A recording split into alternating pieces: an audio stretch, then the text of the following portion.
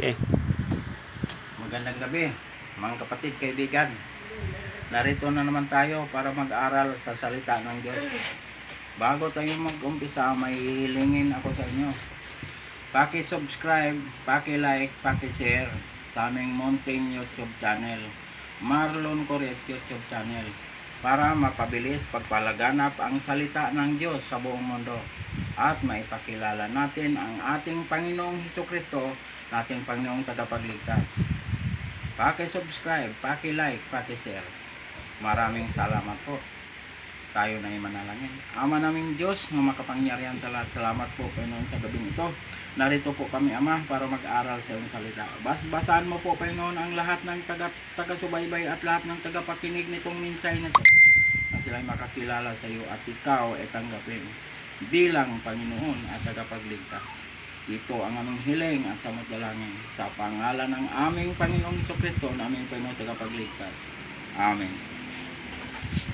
Ang kapatid kaibigan, dito tayo mag-aral sa pangalawang Korinto, Kapitulo 5, versikulo 14 hanggang 18. Ito ang sinasabi dito sa versikulo 14. Ang pag-ibig ni Kristo ang humihimok sa amin kapagkat kami ay lubos na naniniwala na ang isa ay namatay para sa lahat, kaya't ang lahat ay namatay. Anong ibig sabihin? Si Kristo namatay para sa ating lahat, para ang ating kasalanan mabayaran niya, binayaran ng ating Panginoon ang ating mga kasalanan. Namatay siya para sa lahat. Tayo rin ay mamatay dahil sa kasalanan. Kaya ang kabayaran ng kasalanan ay kamatayan. Yan ang ibig sabihin nito mga kapatid, kaibigan. 15. Siya ay namatay para sa lahat upang ang mga nabubuhay ay huwag nang mabuhay pa para sa kanilang sarili, kundi para sa Kanya na alang-alang sa kanila ay namatay at muling nabuhay. Anong ibig sabihin? Namatay si Kristo, tayo rin ay mamatay. Dahil namatay si Kristo dahil sa ating kasalanan. Siya ang nagbayad ng ating kasalanan.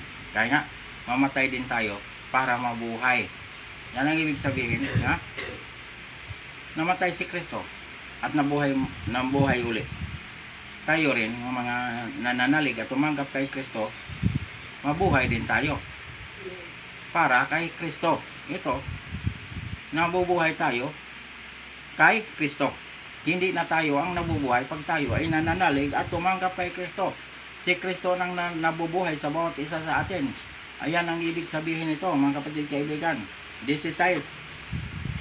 Ito ang sinasabi dito sa 16. Kaya't mula ngayon ay hindi namin kinikilala ang sinuman ayon sa pananaw ng laman.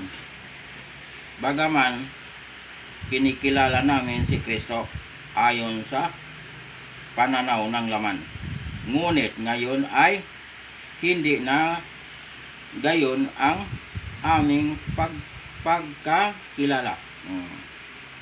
Si Kristo na ang nandito sa atin dahil sa kanyang banal na Espiritu. Tayo ay mga tinataka ng banal na Espiritu.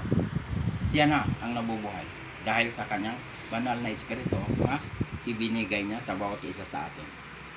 Yan ang ibig sabihin nito mga kapatid kaibigan. Nabuhay tayo, si Kristo ang nandito sa atin pag tayo ay nananalig at tumanggap kay Kristo. Yan ang ibig sabihin nito. 17. Ito ang sinasabi dito sa 17. Kaya't kung ang sinuman ay na kay Kristo, siya ay bagong nilalang. Ang mga lumang bagay ay lumipas na. Tingnan ninyo ang lahat ay naging bago. Bago na. Bago na tayong nilalang. Wala na ang dating pagkatao. Tayo ay bago na. Kaya mga kapatid, kaibigan, binago tayo ng Diyos. Pag tayo ay nananalig at tumanggap kay Kristo, siya na ang nabubuhay sa atin. Tumitira ang Diyos sa atin. Dahil itong ating katawan, templo ng Diyos. Tumitira siya rito. Basta tayo ay nananalig at tumanggap sa Kanya. Siya ang nabubuhay sa atin. Yan ang ibig sabihin dito, mga kapatid kaibigan. Bagong nilalang na tayo, wala na ang dating pagkatao. 18, last verse. Ito, last verse na to. Lahat ng ito ay mula sa Diyos, na tayo'y pinagkasundo niya sa Kanyang sarili sa pamamagitan ni Kristo, at ibinigay niya sa amin ang ministeryo ng pakikipagkasundo. Ibinigay niya ang Kanyang ministeryo sa pakikisundo sa bawat isa sa atin. Anong ibig sabihin nito? Tayo ay nakabalik na sa Diyos dahil si Kristo ay namatay sa cross, Kalbaryo. Pag tayo ay nananalig at tumanggap kay Kristo, tayo rin ay namatay kasama ni Kristo. Kaya ang sinabi, pinagkasundo tayo. Tayo ay nakabalik sa Diyos dahil tayo ay nahiwalay sa Diyos. Nung nagkasala sila, Adan at Eva, nahiwalay ang tao sa Diyos. Pero ngayon nga, naganap na ni Kristo sa cross sa Kalbaryo, binayaran ang ating kasalanan. Anong binayad? Buhay ng ating Panginoon. Anong hinugas? Dugo ng ating Panginoon.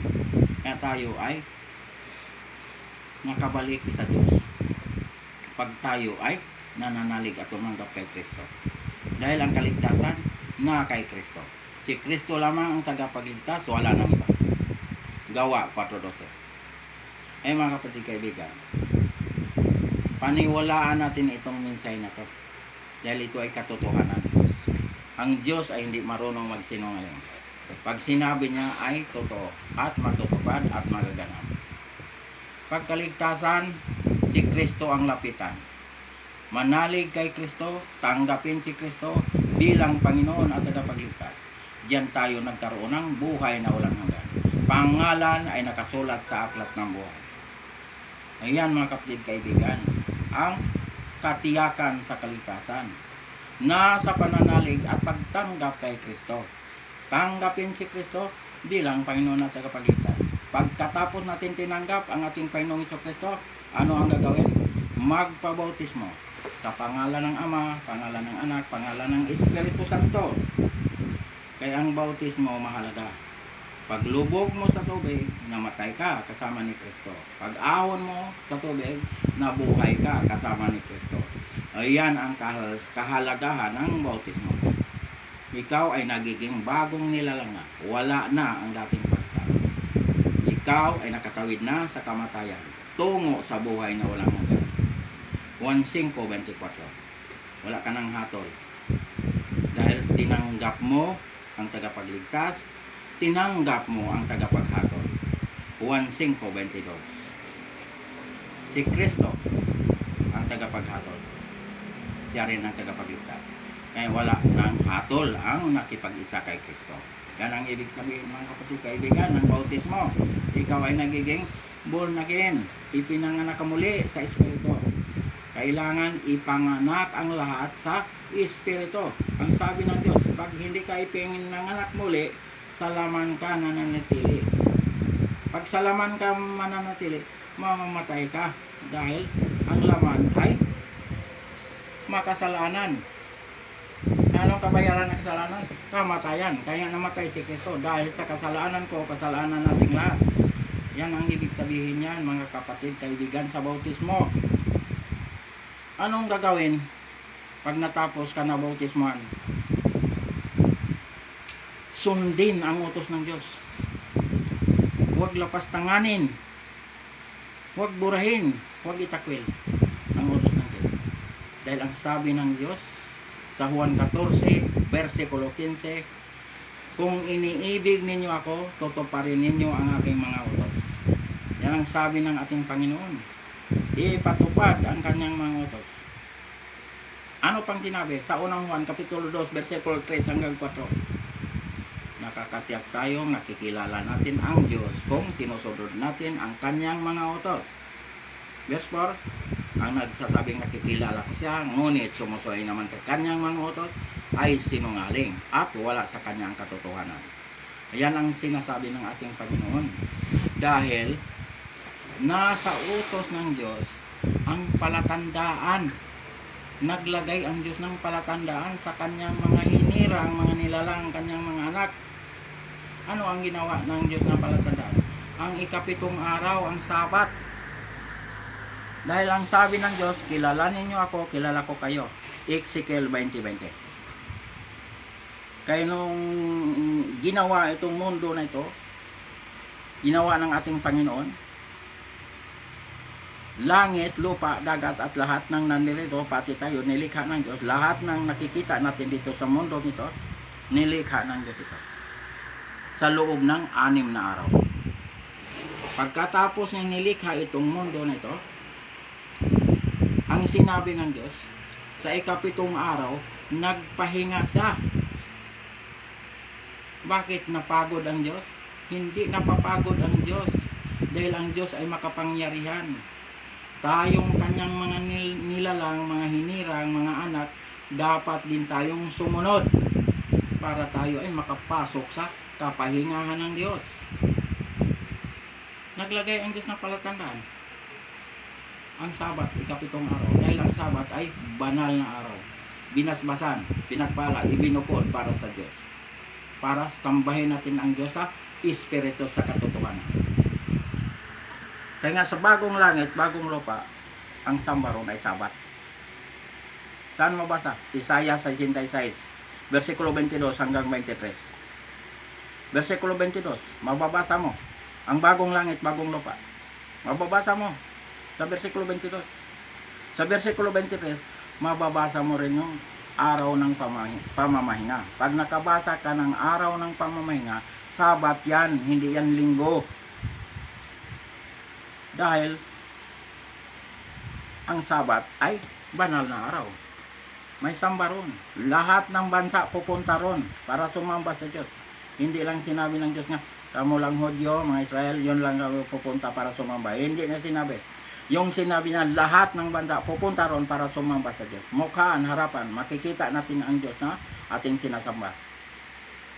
Pagligtas. Pero pag hindi ka ligtas, hindi ka makapunta ron, hindi ka makapagsamba ron pag hindi ka ligtas. Pag pangalan mo ay hindi nakasulat sa aklat ng buhay, hindi ka makapasok ron, hindi ka makapagsamba ron. Dahil iba ang destinasyon ng mga pangalan na hindi nakasulat sa aklat ng buhay. Ang destinasyon nun ay lawa na po, yun ang pangalawang kamatayan. Ayun ang impyerno. Ayan ang pupuntahan ng mga pangalan nga hindi nakasulat sa aklat ng buhay. Kaya mga kapatid, kaibigan, paniwalaan natin itong mensahe nito dahil katotohanan ito. Importante ang kaligtasan. Lahat itinuro ng Diyos. Tagapagligtas, Jesucristo ang tagapagligtas. Bautismo, itinuturo. Kautosan, itinuturo. Para hindi na tayo magtanong pag makapunta tayo sa bagong langit, bagong lupa. Hindi na tayo magtanong bakit Sabat ang samba. Dahil dito pa lang sa lupa, tinuturuan tayo ng Diyos. Kaya mga kapatid, kaibigan, tiyakin natin ang ating kaligtasan. Hanggang dito na lang tayo mga kapatid, kaibigan. Paki-subscribe, paki-like, paki-share sa aming munting YouTube channel, Marlon Coret YouTube channel, para mapabilis pagpalaganap ang salita ng Diyos sa buong mundo at maipakilala natin ang ating Panginoong Jesucristo na ating Panginoong tagapagligtas. Maraming salamat po. Tayo na'y manalangin. Ama naming Diyos na makapangyarihan sa lahat, salamat po Panginoon sa mga salita mo naming napag-aralan ngayong gabing ito. Basbasan mo po Panginoon ang lahat ng taga-subaybay at lahat ng tagapakinig nitong mensahe na to na sila'y makakilala sa iyo at ikaw ay tanggapin bilang Panginoon at tagapagligtas. Ito ang aming hiling at aming dalangin sa pangalan ng aming Panginoong Jesucristo na aming pong tagapagligtas. Amen. Amen. Upload na.